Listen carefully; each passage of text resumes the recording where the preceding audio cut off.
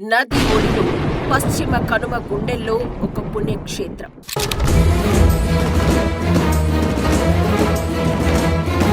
శతాబ్దాల చరిత్ర తనలో నిక్షిప్తం చేసుకుని అడుగడుగున రహస్యాలను దాచుకున్న ఆలయం.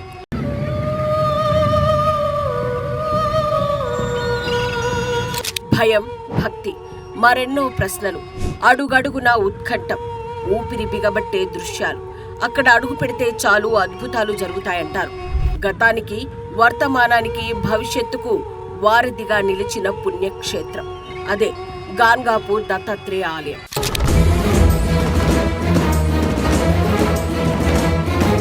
దైవత్వం, అద్భుతాలు, అంతు చిక్కని రహస్యాల నిలయం.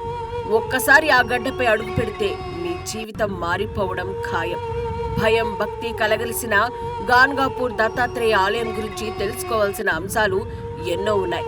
ఆ ఆలయం చరిత్ర, పూజలు, మధ్యాహ్నం హారతి ప్రభావం గురించి తెలుసుకుందాం పదండి.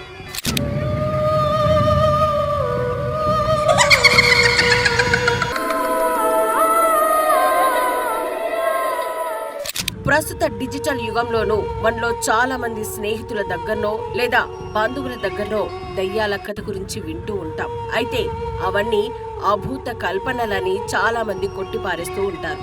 కానీ కర్ణాటక రాష్ట్రంలోని గుల్బర్గా జిల్లాలోని గాన్గాపూర్లో వెలిసిన దత్తాత్రేయుని ఆలయంలో మాత్రం ఇప్పటికీ దయ్యాల్ని వదిలించడం, ఆత్మల్ని బంధించడం, చేతబడి తొలగించడం వంటి వాటిని ప్రత్యక్షంగా చూడొచ్చు. మానసిక సమస్యలతో బాధపడేవారు, కుజదోషం, నాగదోషంతో పాటు శని దోషాలు, ఇలా ఏ సమస్య ఉన్నా ఈ ఆలయానికి వస్తే అన్ని తీరుతాయని భక్తుల ప్రగాఢ నమ్మకం. అందుకే గాన్గాపూర్ ఆలయాన్ని ఆధ్యాత్మిక స్వర్గంగా భావిస్తారు చాలా మంది భక్తులు. ఇక్కడ నెగటివ్ ఎనర్జీ తొలగిపోయి పాజిటివ్ ఎనర్జీ వస్తుందని చాలా మంది నమ్ముతారు. ఏ ఆలయానికి వెళ్ళినా దేవుని విగ్రహాలు దర్శనమిస్తూ ఉంటాయి. కానీ ఈ ఆలయంలో మాత్రం పాదుకల రూపంలో భగవంతుడు దర్శనమిస్తారు.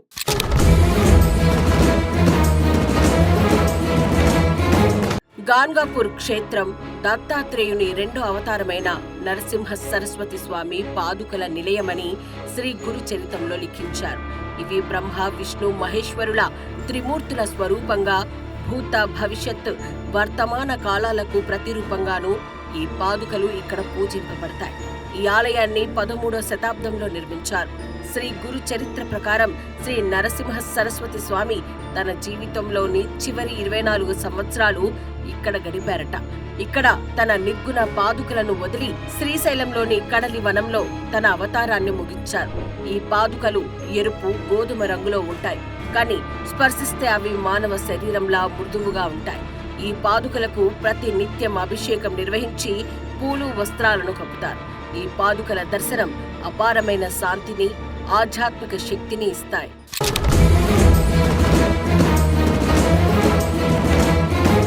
ఈ ఆలయంలో పౌర్ణమి సమయంలో చెవులకు చిల్లులు పడేలా భయంకరమైన అరుపులు వినిపిస్తూ ఉంటాయి.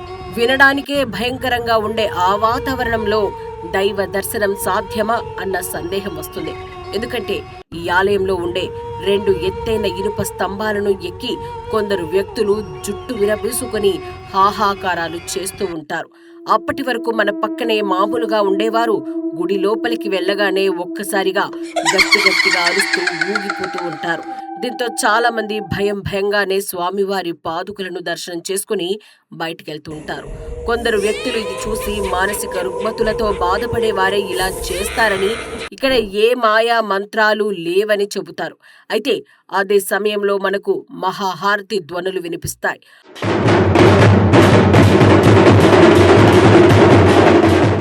అప్పటి వరకు దయ్యాల మాదిరిగా అరుపులు, కేకలతో భయంకరంగా ఉండే వాతావరణమంతా ఆ పవిత్రమైన సాంబ్రాణి పొగలతో ఒక్కసారిగా ప్రశాంతంగా మారిపోతుంది.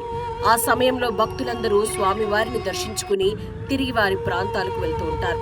దత్తాత్రేయ స్వామి నుంచి వచ్చే పాజిటివ్ ఎనర్జీ వల్లే అప్పటి వరకు ఉన్న భయానక వాతావరణం ఒక్కసారిగా ప్రశాంతంగా మారిపోతుంది. నమ్మేవారికి ఇక్కడ దుష్ట శక్తులు తొలగించబడతాయని అక్కడ పండితులు చెప్తారు. అంతేకాదు, మానవ ఊహకందని అద్భుతమైన శక్తి ఉందని, అది ఇప్పటికీ మిస్టరీగానే ఉందని అంటూ ఉంటారు.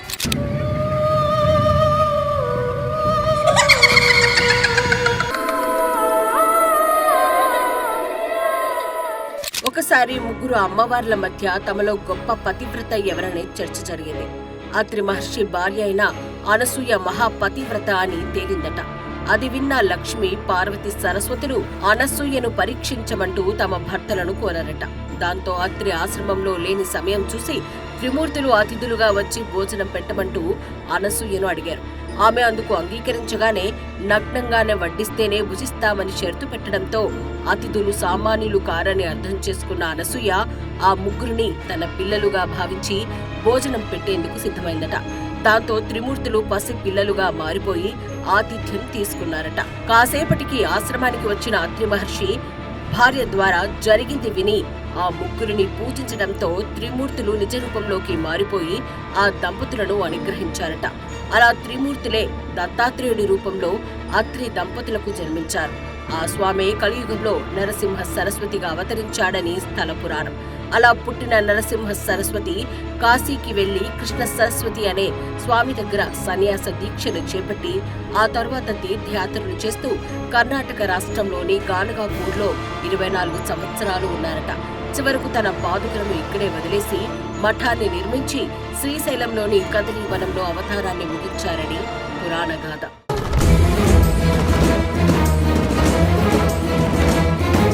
ఈ ఆలయానికి వచ్చే భక్తులు మొదటగా భీమా అమర్చ నది సంగమంలో నది స్నానం చేస్తారు. ఆ తర్వాత నరసింహ సరస్వతి నిర్గుణ పాదాలను దర్శించుకుంటారు. మందిరంలో చిన్న కిటికీ ద్వారా స్వామి పాదుకలను, స్వామిని దర్శించుకుంటారు. ఆ తర్వాతే కల్లేశ్వర స్వామిగా పిలిచే పరమేశ్వరుడిని పూజిస్తారు. స్వామితో పాటు పంచముఖ గణపతి, హనుమంతుడు, నవగ్రహాలు వంటి ఇతర దేవతామూర్తులన్నీ ఈ ఆలయ ప్రాంగణంలో చూడొచ్చు. నాగ, కుజ, ఇతర గ్రహ దోషాలున్న వారు, మానసిక సమస్యలతో బాధపడేవారు ఈ ఆలయాన్ని ఎక్కువగా దర్శించుకుంటారు.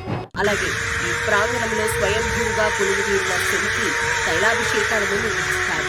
ఆలయానికి వచ్చే భక్తులు ఈ ఆవరణలో దత్త గురుపారాయణం చేసేందుకు ప్రత్యేక స్థలం కూడా ఉంది.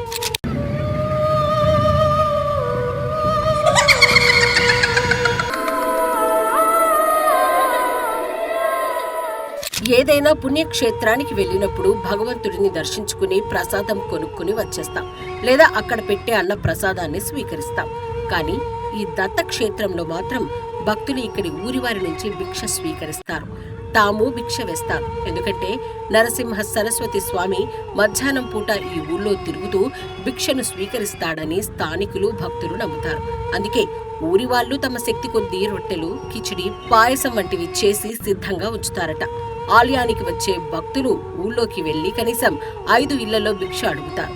అలా భిక్షకు వచ్చే భక్తులకు స్థానికులు ప్రసాదాన్ని పెడుతూ ఉంటారు. కొందరు భక్తులు రకరకాల పదార్థాలను చేయించి తోటి వారికి భిక్ష రూపంలో పంచిపెట్టడం కూడా ఇక్కడ చూడొచ్చు. అందుకే దత్తాత్రేయుడి అవతారమైన నరసింహ సరస్వతి కొలువుదీరిన ఈ ఆలయ దర్శనం సర్వ పాపహరణమని ప్రతీతి.